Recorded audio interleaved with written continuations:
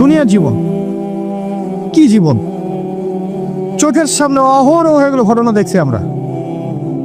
যাচ্ছে খুব সাদাল্লাদ করে বর বিয়ে করতে যাচ্ছে, কার অ্যাক্সিডেন্ট, শেষ, ডেড। কিছু সাহাবী তো এমনও ছিলেন, বদরের যুদ্ধ করতে এসেছেন, হাতের মধ্যে কিছু খেজুর আছে, খেজুর খাচ্ছেন, খোরমা খেজুর খাচ্ছেন।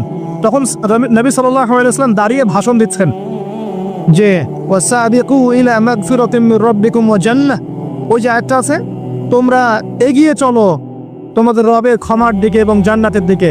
আরদুহা কাআরদিস সামাই ওয়াল আরদ, যার প্রশস্ততা আসমান এবং জমিনের সমান।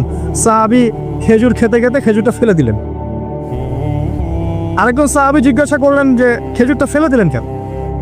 তিনি বলছেন এই খেজুরগুলো খেতে অনেক সময় লেগে যাবে।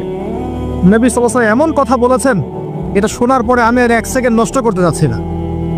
খেজুর ফেলে দিয়ে যুদ্ধে ঝাঁপিয়ে পড়লেন, দেন শহীদ হয়ে জান্নাতে চলে গেলেন। তারাও তো মৃত্যুর স্বাদ গ্রহণ করেছেন, তাই না? আর একজন ইহুদি ব্যক্তি উহুদের যুদ্ধের দিন সকালবেলা মুসলিম হয়েছে।